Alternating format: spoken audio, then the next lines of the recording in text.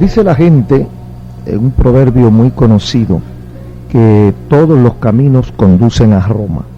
Eso es por decir que cualquier religión que usted siga lo va a llevar al lugar que usted quiere ir, que es al cielo, a lo que llamamos cielo, al trono de Dios, a la presencia de Dios, al favor de Dios.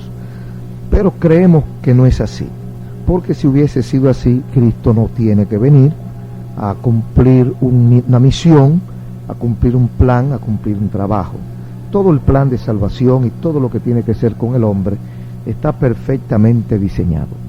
Los amigos, testigos de Jehová, o seguidores del pastor Roussel, o los de la Sociedad de la Atalaya, que es la misma cosa, pues tienen su manera, su versión, su forma de explicar, y más que explicar, entender la Biblia. Hay un versículo en el Salmo 37, o unos versículos, Salmo 37, 9, 11 y 29. Dice así: porque los malignos serán destruidos, pero los que esperan en Jehová, ellos heredarán la tierra. El versículo 11 dice: pero los mansos heredarán la tierra y se recrearán con abundancia de paz. Y el 29 dice: los justos heredarán la tierra y vivirán para siempre en ella.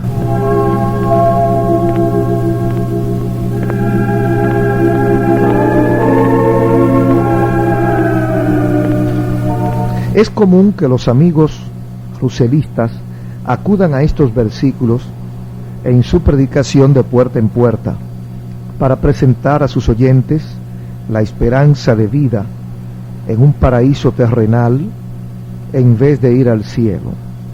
Según la Sociedad Atalaya, la oportunidad para ir al cielo, óigase bien, terminó en el año 1935, hace bastante tiempo.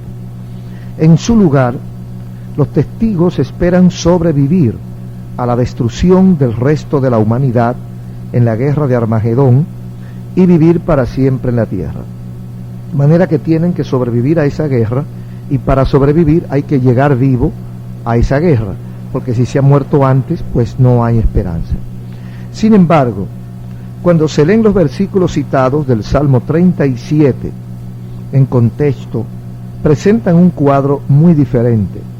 El salmista no profetiza un tiempo futuro cuando Dios quitará a los malos y entregará el control de la tierra a la gente buena.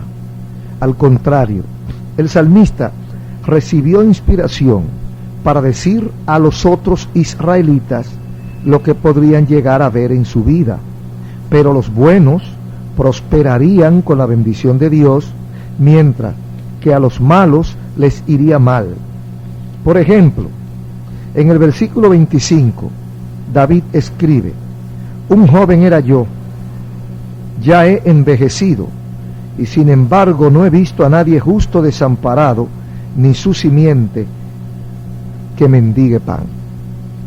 Amigos y hermanos, a veces con un poquito de trabajo nosotros podemos entender cuál es el mensaje que nos proporciona el Espíritu Santo a través de su palabra. Entre otras cosas, en estos versículos 9, 11 y 29 del capítulo 37 de Salmos, nosotros podemos entender que el hombre tiene cierto poder de decisión. El hombre puede, de acuerdo a su voluntad, convertirse en heredero de una o de otra cosa, convertirse en favorito o dentro del favor de Jehová, Dios, Yahvé, el Dios de Israel, el Dios de los hebreos, el Dios judío, o por el contrario, convertirse en enemigos de Dios. Los malignos, dice, serán destruidos, pero los que esperan en Dios heredarán la tierra. ¿Quiénes serán destruidos? Los malignos. ¿Por qué los malignos son malignos? Porque ellos decidieron ser malignos. Entonces en el versículo 11, pero, fíjese lo contrario, en el versículo 9 dice, porque los malignos serán destruidos, pero los que esperan en Jehová heredarán la tierra. El versículo 11 dice, pero los mansos heredarán la tierra y se recrearán en abundancia de paz. Hay muchas cosas que podríamos decir sobre estos versículos. Fíjese que, de acuerdo desde el ángulo que usted lo mire, hay diferentes mensajes. Pero en el momento, lo que estamos hablando es acerca de la interpretación que dan los amigos, queridos amigos, seguidores del pastor Roussel a estos versículos, porque nosotros entendemos, no necesariamente que nosotros seamos absolutos y que tengamos la única vía para llegar al cielo.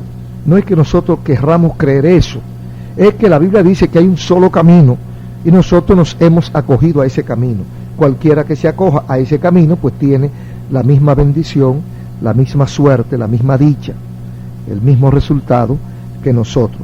Pero cuando vemos a otras personas dando interpretaciones diferentes a la que encierra el contexto general de la porción que se trate, entonces nos inquieta y queremos compartir un poco, y por eso es que estamos llevando a cabo este tipo de charlas que no tienen nada de polémica, sino más bien de orientación. Hay un versículo en el Salmo 83, 18, que dice: y conozcan que tu nombre es Jehová, tú solo Altísimo, sobre toda la tierra. Este es uno de los pocos versículos que a los amigos de la Atalaya les gusta citar de versiones diferentes a la suya, porque tienen su propia Biblia. Hace algunos años hicieron su propia Biblia, su propia traducción, para eliminar las cosas que ellos consideran que no son y colocar palabras que son de su argot, que son de su aceptación. Entonces, en su traducción del Nuevo Mundo, bueno, pero este es uno de los pocos versículos que ellos pueden usar de cualquier Biblia. En particular, les gusta citar a Éxodo 6:3 de la versión revisada de Reina Valera, porque el nombre de Jehová aparece todo en letra mayúscula. Muchos amigos de la Atalaya anotan en sus Biblias los versículos donde se encuentra la palabra Jehová, como Éxodo 6:3, Salmo 83:18, Isaías 12:2 y 26:4, etc. En sus visitas a las casas preguntan con ingenuidad: ¿tiene usted su Biblia a mano? Y luego enfocan su atención en uno de esos versículos de la Biblia que le han prestado. Al encontrar la palabra Jehová en su Biblia, donde ellos dijeron que estaría, algunas personas quedan impresionadas con el conocimiento de ellos y les permiten entrar en su casa a enseñarles más de la Biblia. Por supuesto, ese uso de la Biblia por los testigos de Jehová para demostrar su conocimiento superior y su afirmación de que conocen el nombre de Dios es solo un truco artificioso. Hay otros grupos ocultistas y de sectas falsas que usan transliteraciones de nombres hebreos de Jehová o de Dios con efectos semejantes en los ingenuos, pero el hecho es que el uso de su nombre, de un nombre de Dios, no garantiza que el usuario conozca a Dios ni que Él lo apruebe. Por ejemplo, cuando Eva dio a luz a su primer hijo, tras haber sido expulsados del huerto de Edén, exclamó: he producido un hombre con la ayuda de Jehová. Su uso del nombre de Dios no probó de ninguna manera que ella tenía su aprobación. Para demostrar a los amigos de la Atalaya que su uso del nombre de Jehová no garantiza que ellos le pertenecen, tal vez podamos leer las palabras de Jesús en San Mateo capítulo 7, 22 y 23. Y vamos a leerlo. San Mateo capítulo 7, versículos 22 y 23, palabras textuales del Señor Jesucristo que dicen así: muchos me dirán en aquel día: Señor, Señor, ¿no profetizamos en tu nombre, y en tu nombre echamos fuera demonios, y en tu nombre hicimos muchos milagros?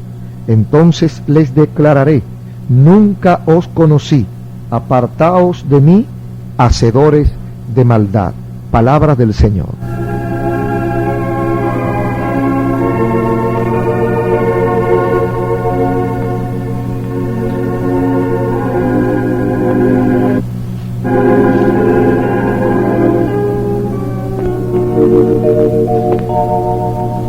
En el Salmo 110, versículo 1, leemos así: Jehová dijo a mi Señor, siéntate a mi diestra, hasta que ponga a tus enemigos por estrado de tus pies. Versículo 2: Jehová enviará desde Sión la vara de su poder, domina en medio de tus enemigos.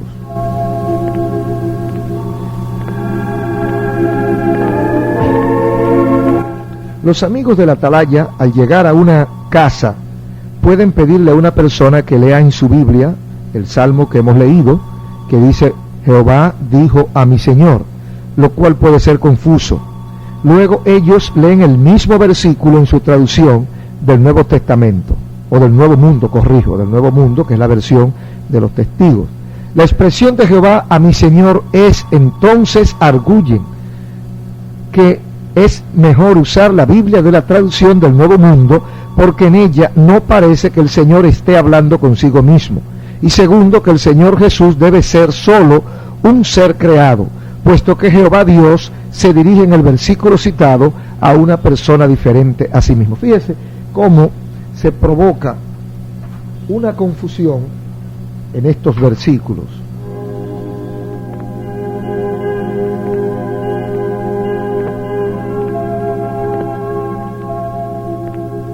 La Biblia, amigos y hermanos, es inspirada o inspiración del Espíritu Santo, y el deseo de Dios es que nosotros podamos entenderla sin tener que retorcerla, sin tener que estar arguyendo cosas que están fuera del contexto general de la palabra de Dios.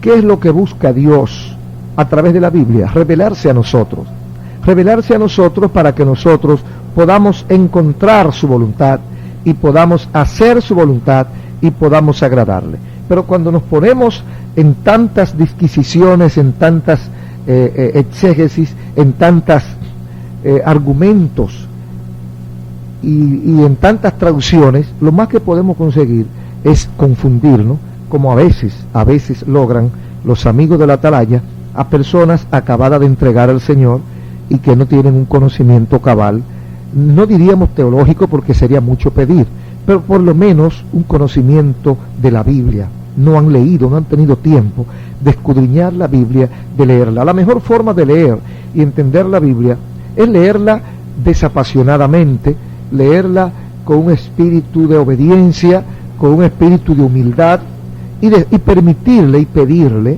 al Espíritu Santo que nos ilumine. Señor, dirígeme. Señor, ilumíname. Señor, quiero entender tu palabra. Señor, quiero aprender de ella. Y el Espíritu Santo lo va a ayudar, le va a abrir, le va a esclarecer, le va a iluminar, y usted va a poder entender la palabra de Dios sin necesidad de tergiversaciones.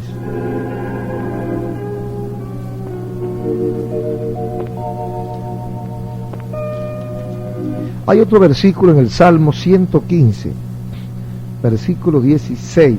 Vamos a leer: Los cielos son los cielos de Jehová, y ha dado la tierra a los hijos de los hombres. Los amigos de la atalaya a menudo citan este versículo para probar que el destino del hombre es la vida en la tierra, no en el cielo. La sociedad atalaya enseña que solo, oiga bien, solo un número limitado a 144,000 personas sería elegible para la vida celestial, y que este número se completó en el año 1935. Desde entonces, la secta de los Testigos de Jehová ha enseñado a los nuevos convertidos a esperar la vida eterna en esta tierra, pero ya restaurada a las condiciones del paraíso. Este es uno de los campos en los cuales la organización atalaya se vuelve principalmente al Antiguo Testamento. Se vuelve principalmente al Antiguo Testamento y lleva a sus asociados de regreso a una forma torcida del judaísmo, negando rasgos esenciales del nuevo pacto, el pacto de la gracia, del cual Jesucristo es el mediador.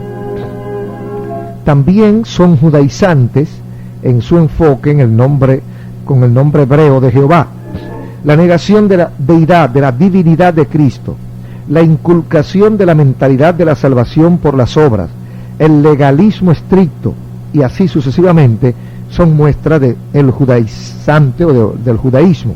La mejor manera de responder a los amigos de la atalaya en ese punto es dirigirlos al Nuevo Testamento y mostrarles el llamamiento celestial en Hebreos capítulo 3 y versículo 1, que vamos a leer con ustedes, Hebreos capítulo 3 y versículo 1.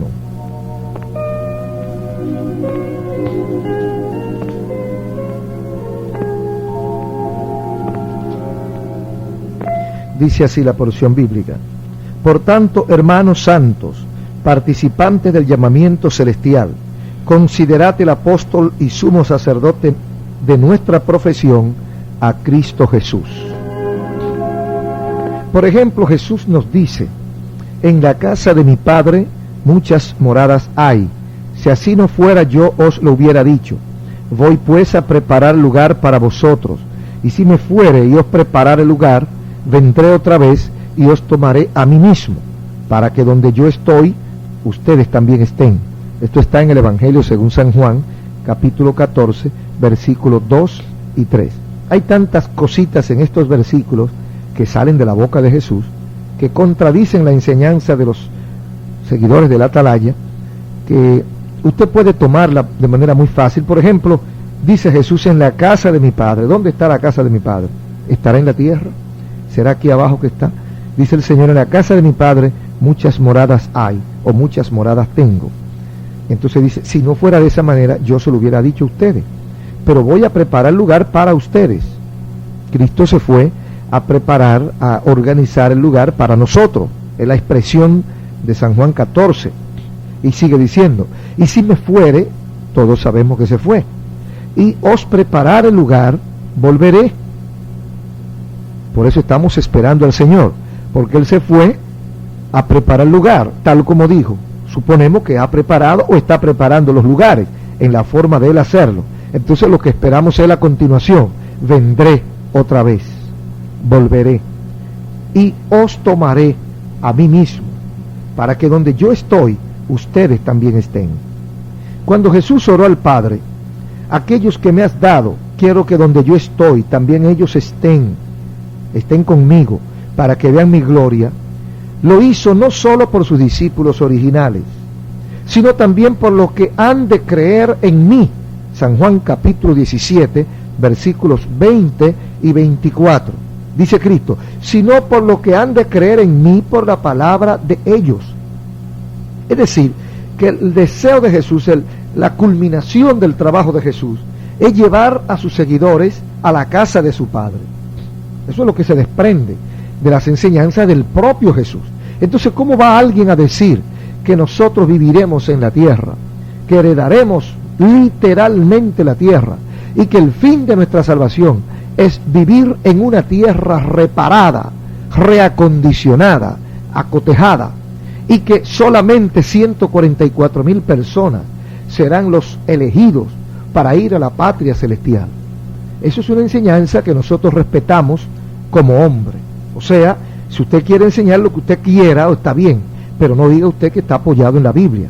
No diga usted que eso es lo que enseña la Biblia, porque no es eso lo que enseña la Biblia. Lo que enseña la Biblia es que Cristo hizo un sacrificio para cumplir la última parte de un plan de salvación, para comprar a un pueblo, para salvar a un pueblo, para preparar ese pueblo y llevarlo fuera del alcance de maldad, fuera de todos los límites de esta tierra, llevarlo al lugar que Él define como la morada de mi Padre.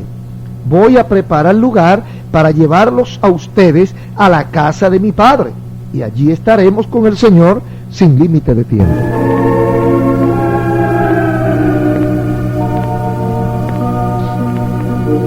Hay muchos versículos en la Biblia que nosotros podemos utilizar. Prácticamente todo el Nuevo Testamento está apoyado en esta esperanza. Está apoyado en la esperanza de que los hijos de Dios escaparán de esta tierra. Desde luego, en la profecía de Apocalipsis encontramos un tiempo en que estaremos aquí. La Biblia dice 1000 años, lo que nosotros llamamos el milenio, o lo que la Biblia llama el milenio. Entonces, en ese lugar, o sea, durante ese tiempo, sí estaremos sobre la tierra. Estaremos en la tierra, en una tierra bajo un régimen, bajo un gobierno diferente, un gobierno nuevo, un gobierno distinto, un gobierno de paz, un gobierno de amor, un gobierno sin tantas mentiras, sin demagogia, sin engaño, un gobierno de justicia, un gobierno de Dios, un gobierno donde Jesucristo será el Rey y nosotros seremos su gabinete. La gente que creyó en Él, que vivió para Él, que le sirvió a Él, será su gabinete. Entonces, esos son los 1000 años que habla Apocalipsis capítulo 20. Pero luego de esos 1000 años pasarán otras cosas. Luego de esos 1000 años vendrá el juicio del gran trono blanco. Luego de esos 1000 años serán separados los que sirvieron a Dios y los que no le sirvieron. Y dice el versículo 14, y la muerte y el Hades fueron lanzados al lago de fuego. Esta es la muerte segunda, y el que no se halló inscrito en el libro de la vida fue lanzado al lago de fuego. Ya eso es lo final. Entonces, luego de ahí en adelante nosotros veremos en los versículos 9 del capítulo 21 de Apocalipsis a la Nueva Jerusalén. La Nueva Jerusalén es el lugar donde el Señor va a llevar a sus hijos, a su pueblo. En el capítulo 22 y versículo 6 en adelante encontramos finalmente la venida de Cristo. La venida de Cristo cuando viene, según el versículo 7, aquí vengo pronto. Bienaventurado el que guarda las palabras de este libro. Yo soy Juan el que oyó y vio estas cosas, etcétera, etcétera. Todo este Apocalipsis habla de dos cosas importantes, que es el castigo a los malvados, el castigo a los que no sirvieron a Dios, el castigo a los que se olvidaron de Dios y la esperanza bienaventurada de aquellos que hemos creído en el Señor, hemos abandonado el pecado y hemos seguido una vida de obediencia para hacer la voluntad de Dios, por supuesto porque hemos creído en Él. Entonces, ¿cuál es la esperanza de aquellos que siguen una doctrina para vivir en la tierra? ¿Cuál es la esperanza de aquellos que siguen una doctrina donde solo 144,000 personas serán elegidos? La Biblia dice en San Juan capítulo 3 y versículo 16, porque de tal manera amó Dios al mundo, que ha dado a su Hijo unigénito, para que todo aquel que en Él cree no se pierda, mas tenga vida eterna. A esta altura de este siglo, a esta altura del mundo, ¿cree usted que solo 144,000 personas habrán creído en Jesucristo?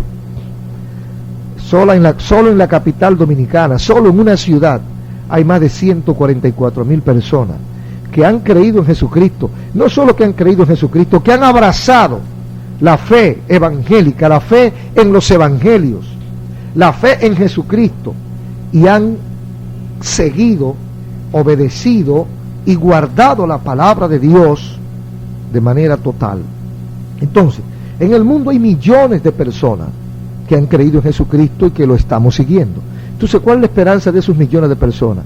Que de entre esos millones se escoja 144,000 y los demás los manden al Armagedón a pelear y los que sobrevivan heredarán la tierra. Oiga, hay que estar muy lejos de Dios para poder entender eso, o para poder creer eso. Hay que tener una mente muy distorsionada para que uno pueda creer eso y conformarse con eso.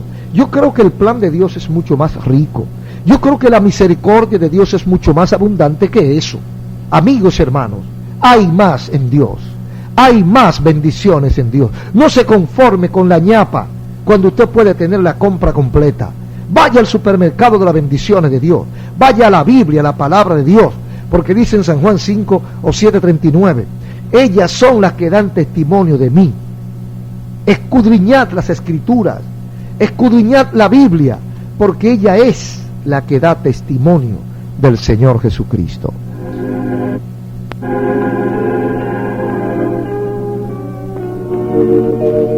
Hemos estado hablando de esta palabra de Dios a manera de orientación bíblica, principalmente dirigida a aquellos amigos que no conocen al Señor, que no conocen la Biblia, y a aquellos que de alguna forma han tenido contacto con los llamados testigos de Jehová, seguidores de la sociedad de la Atalaya, aquellos amigos que están dentro de ese conglomerado y aquellos que han sido de alguna forma alcanzados o atacados por ellos, para que entiendan lo que dice la Biblia.